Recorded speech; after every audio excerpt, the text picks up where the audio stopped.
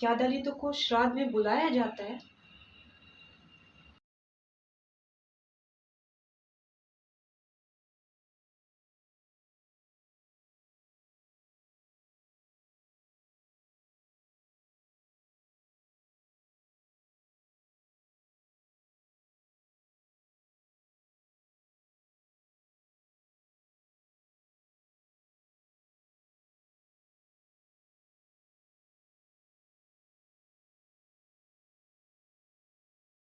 आजकल भीम आर्मी के जिहादी जो हैं उनको हिंदू रीति रिवाजों में से एक नया रीति रिवाज उन्होंने ढूंढ लिया है, उस पर कटाक्ष करके हिंदू धर्म को नीचा दिखाने का। वो है मृत्यु भोज या श्राद्ध अथवा श्राद्ध भोज। तो इनका यह कहना है कि श्राद्ध भोज में सिर्फ ब्राह्मणों को खिलाया जाता है, इसलिए सारे जो वर्ण के लोग हैं वह इस श्राद्ध के मृत्यु भोज का परित्याग करें।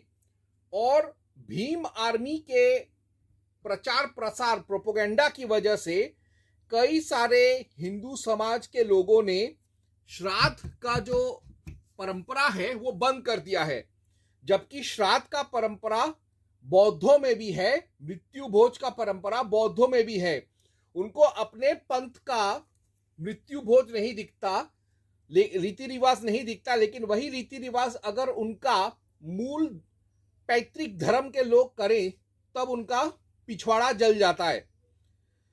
तो मैं आज इस उपलक्ष्य में स्वाध्याय करूंगा और देखूंगा कि प्राचीन काल में शूद्रों और गरीबों को भी श्राद्ध में मृत्यु भोज खिलाते थे, और आज भी जो सॉल्वेंट आर्थिक रूप से शक्तिशाली लोग हैं वह कुछ ना कुछ गरीब लोगों को भी दान दक्षिणा और भोजन जरूर देते हैं। तो इसके लिए मैं पढ़ूंगा प्रथम वशिष्ठ स्मृति 11.1।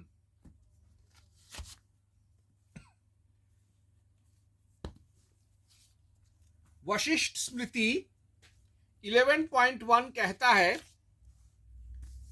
6 कर्मों में रत ब्राह्मण घर के देवताओं को बलि प्रदान करें, वेद पाठी और ब्रह्मचारी को अन्न देकर फिर पितरों को अन्न दे, इसके पीछे अतिथि को भोजन करावे, इसके पीछे बंधु बांधवों को भोजन करावे, फिर वृद्ध युवा कुमार बालक तथा घर के सेवक को जिमावे, इसके पीछे कुत्ते चांडाल पतित तथा कौवा आदि को भोजन करावे, फिर पृथ्वी पर बलि दे और शूद्रों को उच्छिष्ट दे तथा शेष अन्न को आप सावधानी से भोजन करे। सब अन्न के उपभोग हो जाने पर फिर पाक करे। फिर यदि वैश्वदेव की निवृत्ति पर अतिथि घर में आ जाए तो उसके लिए अलग भोजन बनवावे, कारण कि जो ब्राह्मण अतिथि घर में आ जाए तो दोबारा अग्नि उत्पन्न होती है और वर्षा के समय के अतिरिक्त अतिथि भोजन के उपरांत उस घर से चला जाए उसको शांति वाले जन जानते हैं। अतिथि को भोजन कराकर सेवा करे और ग्राम की सीमा तक उसके पीछे पीछे चला जाए, अथवा जब तक वह लौटने को ना कहे तब तक चले। अर्थात कोई अतिथि भी अगर श्राद्ध में आ जाता है तो उसका जाति जन्म कुल गोत्र प्रवर धर्म पूछे बगैर उसको भी श्राद्ध में खिलाते हैं। चांडालों को खिलाते हैं, भिखारियों को खिलाते हैं, वृद्धों को खिलाते हैं, नौकरों को खिलाते हैं, कर्मचारियों को खिलाते हैं, महिलाओं को खिलाते हैं, बच्चों को खिलाते हैं, बीमार लोगों को खिलाते हैं, चांडाल और शूद्रों को भी खिलाते हैं।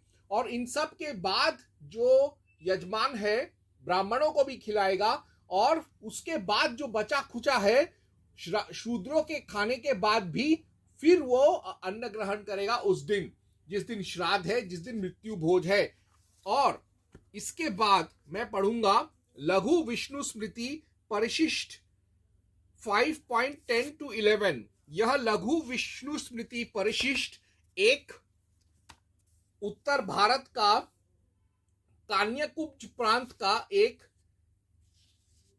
प्रादेशिक विष्णु स्मृति है जो मूल असली विष्णु स्मृति पर आधारित है, और उसमें कुछ और नियम जोड़े गए हैं। लेकिन यह लघु विष्णु स्मृति परिशिष्ट 5.10 to 11 जो है जिसमें श्राद्धों में शूद्रों को भी खिलाने का विचार है, वह सिमिलर टू स्कंद महापुराण नागर खंड 241.14, यानी स्कंद महापुराण नागर खंड 241.14 में भी यही विचार है जो लघु विष्णु स्मृति परिशिष्ट 5.10-11 में है।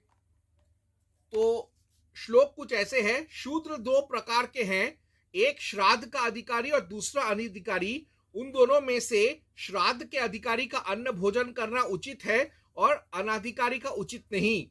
जो शूद्र अपनी स्त्री, धन, प्राण इनको ब्राह्मण की सेवा में समर्पण कर दे, उस शूद्र का अन्न भोजन करने योग्य है और शेष शूद्र का अन्न भोजन करने योग्य नहीं है।